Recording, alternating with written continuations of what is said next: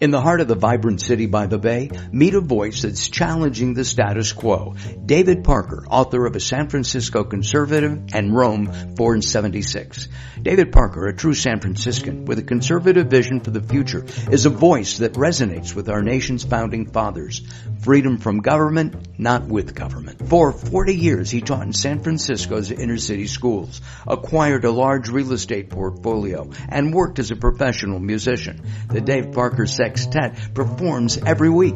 It's time for a fresh perspective, one that values fiscal responsibility, individual responsibility. David Parker is not only an academic, his thumb is on the pulse of the economy. He brings real solutions to all the problems affecting our nation. Learn more at davidparkeressays.com and get a free chapter to any of his books, A San Francisco Conservative, Rome 476, and Income and Wealth. That's davidparkeressays.com. Hello, and welcome to A San Francisco Conservative. I'm Tom Martin, your co-host. I'm a journalist on the East Coast, and joining me is author David Parker, right there in San Francisco. David is the author of 3 excellent books, Income and Wealth, A San Francisco Conservative, and Rome 476. And we love sharing our thoughts with the KSFO audience. And we're in the heart of primary season, so I am sure that there is a lot on David Parker's mind, and I'd love to hear it. Hey, David, how are you?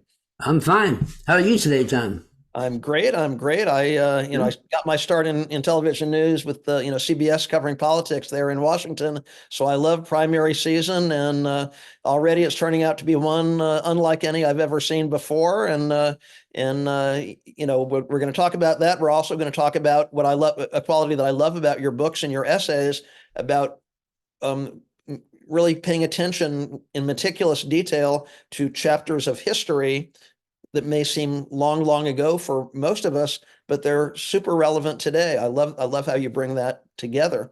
But what are your thoughts about the politics of the day? As long as we have politics, everything is fine. We're not hitting each other. Congress is not before the Civil War where they actually punched each other. Everything is fine. As long as you're talking, if you resort to violence, it's over. And are you concerned at all about polarization? I mean, again, for a number of years now, it seems to me that America is very polarized. Do you get that sense as well? I'm concerned about the polarization in Congress because voting districts are so gerrymandered in this nation that a person on the left is only running against people on the left, and a person on the right is only running against people on the right for the most part. And so who wins? If you're on the left, the most left wins. If you're on the right, the person who's the most right wins. Says, don't vote for them. I'm more radical than they are. That's who you want. Yeah. So we have a Congress that represents way left, way right. They're fighting each other. They can't work together. They dislike each other. When in fact, the nation is moderate. It doesn't represent the nation. The nation is moderate. And yes. Well, do you think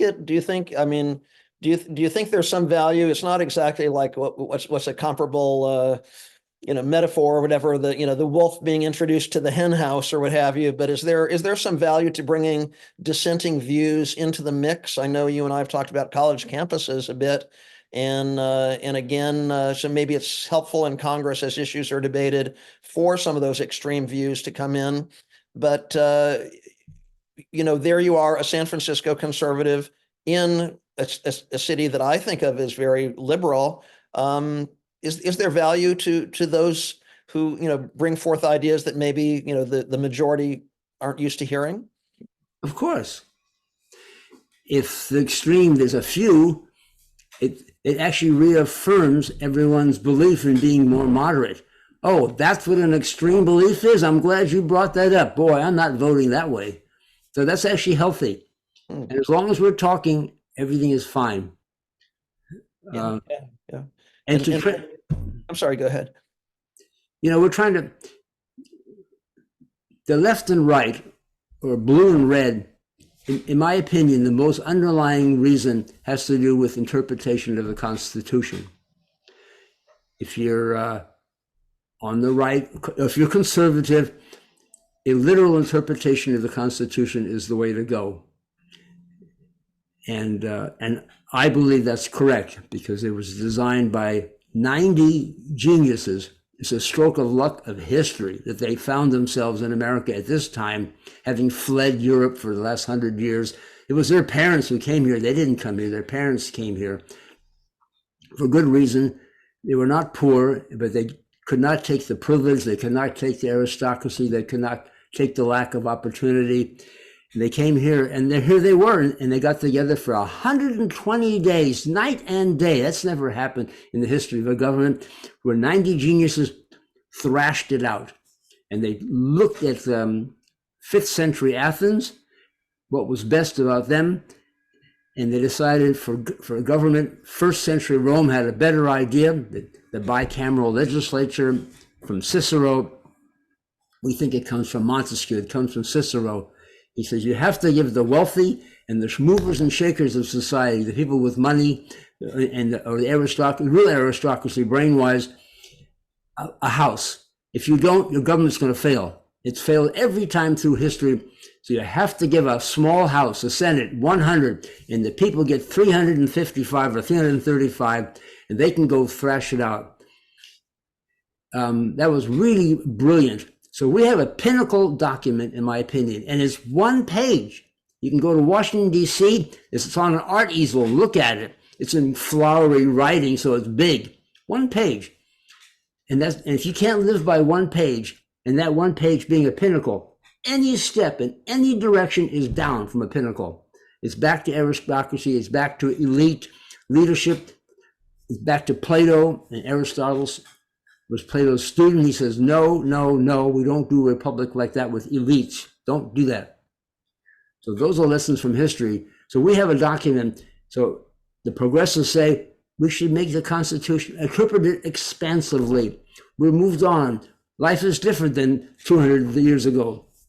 Nothing ever changes in the history of mankind. Nothing is different. The Constitution can handle everything. Gay rights, abortion. They say themselves, we don't know what's going to happen in the future, and we're designing a constitution that's so general that anything can be worked out. Yeah, so we shouldn't touch the Constitution. And that's the fight in this country. And we've lost it in 1933 with Franklin Roosevelt. I tell you what, I want to pick up on that. That's an excellent point. I think I know where you're headed. I definitely want to talk about that.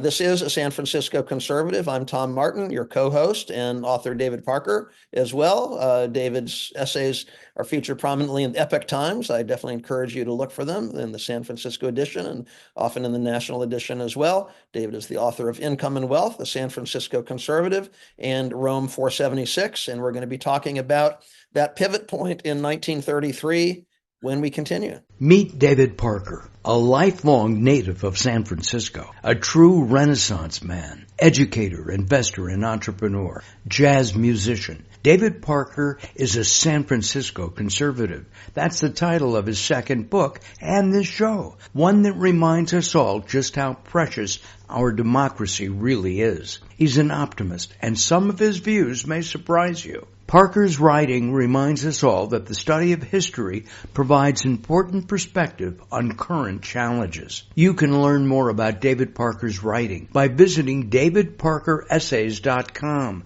On the website, you can also download a free chapter from Parker's book, A San Francisco Conservative. The impact of Parker's writing extends far beyond the city by the bay. Be sure to visit davidparkeressays.com to learn more and download a free chapter from his book. That's davidparkeressays.com. Hello, and welcome back to a San Francisco Conservative. I'm Tom Martin, longtime journalist, and I'm here on the East Coast. Joining me is my co-host, author David Parker, right there in San Francisco. We appreciate our audience on KSFO radio. David also has a very large following in the Epoch Times, where his essays often appear in the San Francisco Bay Area edition and nationally as well. David is the author of Income and Wealth, a San Francisco Conservative, and Rome 476. So I want to talk about that book in just a minute. But a moment ago, David, again, before you mentioned that magical year of 1933, I was thinking about that question of continuity because, you mentioned Cicero and you mentioned that when we visit Washington, we can see there at the Smithsonian, I guess, National Archives, the actual Constitution itself with the John Hancock signature and so on. But, and I was just thinking to myself, maybe a lot of people who are considering voting in the primaries this year or in the election in November, maybe they think it's all so distant history, it's so far removed, but in fact, it's all continuity. And what happened in 1933, which I really want to hear about, is part of that continuity also. I really want to hear about that. But to me, that's a disruption of the continuity in some way. When I read Aristotle, if I were to read out loud Aristotle to you, you would say, who's that? It sounds so like modern English, you would not recognize it, because the Greeks were so far ahead. Maybe there has not been a civilization as far ahead as the Greeks. It was like a God came down and pointed, I'm going to do this once and that's all. Everything you see around you, every building, every thought you have, every notion of theater and art and philosophy and architecture and is Greek. They invented everything, just about. And we can't do better. And today, students in college and in high school or adults cannot read Aristotle. It's too difficult. Yet people in Athens, that was the conversation. They're debating what Plato and Aristotle were saying, what Socrates was saying. They were saying Euripides for the theater. We don't do any of that today. It's over our heads. And you're a long time or lifelong educator. Taught for 40, 50 years there. So when you tell us we're not at that level of ancient Greece, you're talking. You know what you're talking about there, I would say. And I'm talking societal. Yeah. I mean, people in the street don't know. People who are not educated. My title of my newest book, 476, I thought Rome 476. Everybody understood that. To my shock, people I know who are educated. What's that? People do not have a classical education, and that's what colleges are for, and high school is for. It's not to learn a trade. You go to trade school if you want to learn a trade. Well, tell us about, again, we want to circle back. You piqued my interest there with the year 1933, and you said it's not continuity, it's actually disruption. What do you mean exactly? Well, we've started our nation after the Revolutionary War, and for 150 years, things ran pretty well. And all of a sudden, we got the idea. In 1932, Franklin Roosevelt ran for office as a progressive, saying government can be a force for good.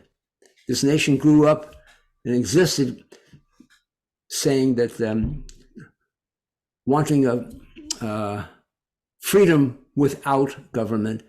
And Roosevelt says, how about freedom with government? It can do so much. He campaigned in 32, this is what I'm going to do. And then he did not look at the economic statistics. In 33, in January, when he took office, the Depression was over. You can look at any black chart, the huge black gap of the Depression, it jumped up to normal again. And he said, I'm going to put those programs in place. And immediately the Depression returned. Oh, wow. Government cannot solve financial, social, or political problems. Money cannot solve those problems. They're personal. And the Depression continued another 10 years. If it wasn't for World War II, the Depression might have lasted another 20 years. So 33 is a pivot. And now we can't reverse it. And in terms of the huge government agencies. Yeah, the government is we need to pay for government services today. We need to tax the middle class 50 to 70% of what they earn. We should start looking. We should look to Cuba for an example. We should be wearing, monk robes, Byzantine monk robes, and have a cane. We should all go back to the Middle Ages because we can't afford it. Yeah. The money is not there for it. So we're borrowing. We're at risk. A ballot initiative in November or something for the monk's robes. I don't know how that would go over, but it's. Well, my wife is a designer, and I think I'm trying to get some business in. There you go. Yeah. But at least we can all be thankful that the current Congress has worked out all that, those dysfunctions, and now it's humming along like a fine motor. For the current Congress, we'll do made to order. What's the word? Big bespoke monk robes for Congress. Yeah. It's got some problems there in Congress, I dare say. But anyway, so we can't reverse it. Okay. Unless there is a catastrophe, a nuclear war, or a war of a huge, or an earthquake, or a cyclone, and things are destroyed. But we have in our midst a form of catastrophe, Donald Trump. And that's why he may win in the fall, because the whole nation knows that neither political party has any intention of solving the problems that the whole nation cares about. So he's a transition. He actually should be elected, so the nation really can experience a populist and a person with some dictatorial tendencies, so we can see what it's like to be living under. And maybe the nation will get their act together, and both parties will start putting forward more moderate candidates. But that won't happen until we have something that shakes up the nation. A lot of people are very worried about Donald Trump being elected president, and he should be elected, because we need to be shaken up. Yeah, no, that's a good point. Good point. Well, again, this is a San Francisco conservative, Tom Martin, and author David Parker. David is a columnist for the Epoch Times, and we appreciate our KSFO radio audience. David's books are Income and Wealth, a San Francisco conservative, and Rome 476, and we will continue in just a moment. In the heart of the vibrant city by the bay, meet a voice that's challenging the status quo. David Parker, author of A San Francisco Conservative and Rome 476. David Parker, a true San Franciscan with a conservative vision for the future, is a voice that resonates with our nation's founding fathers. Freedom from government, not with government. For 40 years, he taught in San Francisco's inner city schools, acquired a large real estate portfolio, and worked as a professional musician. The Dave Parker Sextet performs every week. It's time for a fresh perspective, one that values fiscal responsibility, individual responsibility. David Parker is not only an academic, his thumb is on the pulse of the economy. He brings real solutions to all the problems affecting our nation. Learn more at davidparkeressays.com and get a free chapter to any of his books, A San Francisco Conservative, Rome 476, and Income and Wealth. That's davidparkeressays.com. Welcome back to A San Francisco Conservative. I'm Tom Martin, longtime journalist, having worked for ABC News, CBS News, CNN, and so on. And I love stimulating conversations like those we have right here on A San Francisco Conservative. My co-host right there in San Francisco is author David Parker, and we appreciate our KSFO audience. And David's columns often appear in the Epoch Times, Bay Area edition and National edition. And David, I'm curious, and our audience might be curious as well, where the titles come from. I've actually heard, again, me being kind of a journalist and a news junkie, I've heard some anchor people mentioning Rome here and there, ancient Rome, which you didn't hear about that, years ago or recent years. But why did you choose to title your latest book of essays Rome 476? Well, that's an important date. It's the fall of Western civilization, and it took 1,000 years to recover. And I remember Carl Sagan from the program Cosmos. Maybe people have seen reruns of that. And he was so mad that Rome fell and the Alexandrian library was burnt, which was before, but because it set the world. And tell us about, don't mean to interrupt, but tell us a little bit about that library. I mean, I don't remember learning about that, but you told me recently, and it's fascinating. Well, there's a chapter in my 476, Rome 476, on the Alexandrian library. They were studying atoms. They were studying flight. And they got so ahead of themselves. There's such a brilliant civilization that the and they got arrogant, and and we don't know why it burnt down. But some people think the citizens of this Alexandria burnt it down because of their arrogance of the people. The elitism. There's a lesson right there. But it postponed space flight from Carl Sagan's point of view. So it took 1,000 years for the Renaissance, which is almost 1476 to the day, a few years before. And then we started again and started learning the thing. It took 500 years to 1976. And yeah, now we're in space and now we're doing all the things. But yeah, like 1,500 years later.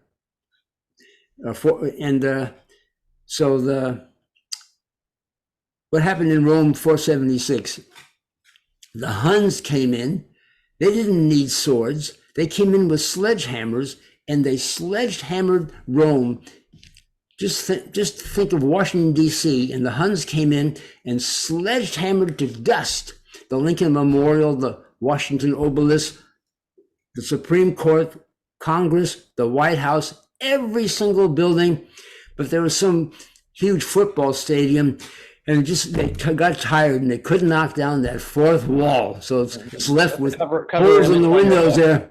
That's the cover of my book, is the Colosseum, the fourth wall. They ran out of energy. They couldn't knock it down. And the Roman soldiers, the largest, most powerful military in Europe, sat there on their swords, on the dull end of the sword.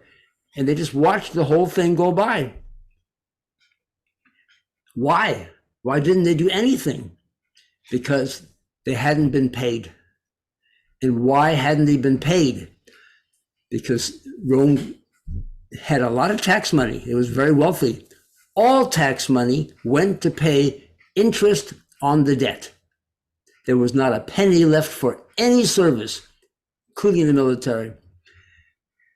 We have a $30+ trillion debt, and if we have a $3 trillion annual budget, revenue, whatever it is, if interest on the debt is 10%, that's $3 trillion. And if we're taking in $3 trillion, there's nothing. Social Security, Medicare, everything out. It's gone. Military out.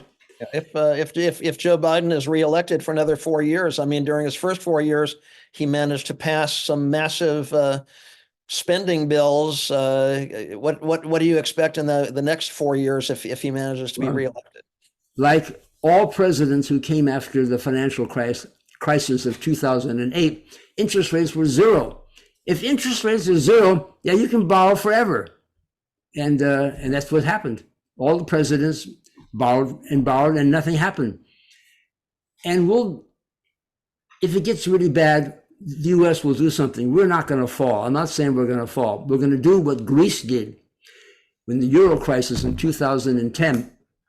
They couldn't pay their debt to Germany, to any nation that loaned them money. And I was in Greece in 2010 with some school teachers in the kitchen, and they got their checks, came in the mail right there, their Social Security or pension checks. It was cut in half. And they weren't going, oh my God, they were laughing. We never deserved that much in government services. So we're not complaining. So that's what we'll do here. We'll cut Social Security, Medicare, 15, 20, 25%. And we'll get on with the day, and then the budget will be balanced, and people then will start paying it off.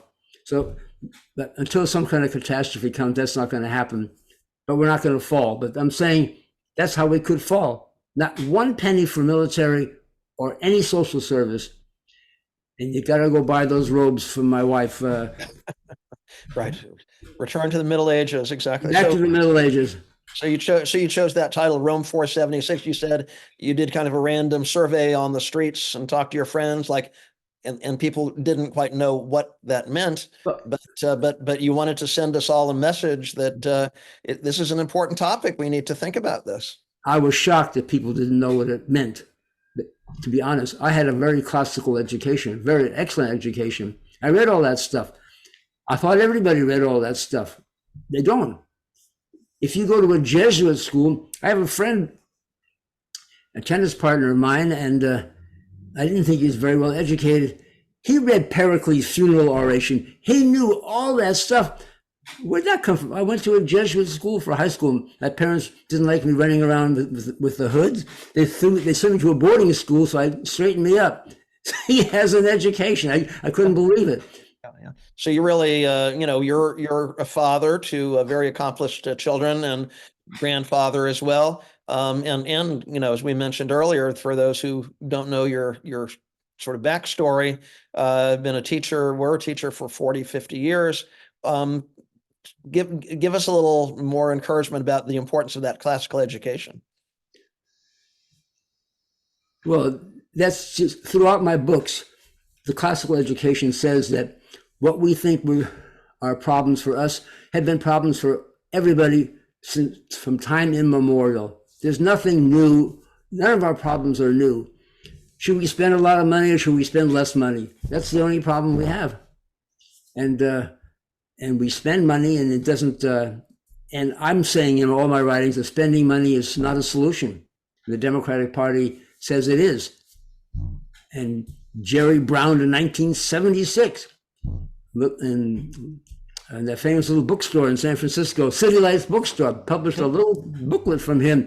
He says, you can't ask government to do all those things. It's not designed to do that. We were a responsible nation. Let's be responsible again. You can't stop asking government to solve all your problems. Yeah, no, it's funny. You're a man of surprises, jazz musician, entrepreneur, and so on. And to find an essay in your book, praising Jerry Brown, this kind of, some people might not expect that from the man who wrote the book, A San Francisco Conservative. But I love that. I think we're out of time for today. But this is A San Francisco Conservative. I'm Tom Martin, and on behalf of David Parker, author of Income and Wealth, San Francisco Conservative, and Rome 476, thanks for joining us. You can read more about David's books and get free excerpts, in fact, as well as contact us. We'd love to hear your thoughts through David's website, davidparkeressays.com. You can find David's columns in the Epoch Times, and we are certainly grateful for our KSFO radio audience. Thank you. Meet David Parker, a lifelong native of San Francisco, a true Renaissance man, educator, investor, and entrepreneur, jazz musician. David Parker is a San Francisco conservative. That's the title of his second book and this show, one that reminds us all just how precious our democracy really is. He's an optimist, and some of his views may surprise you. Parker's writing reminds us all that the study of history provides important perspective on current challenges. You can learn more about David Parker's writing by visiting davidparkeressays.com. On the website, you can also download a free chapter from Parker's book, A San Francisco Conservative. The impact of Parker's writing extends far beyond the city by the bay. Be sure to visit davidparkeressays.com to learn more and download a free chapter from his book. That's davidparkeressays.com.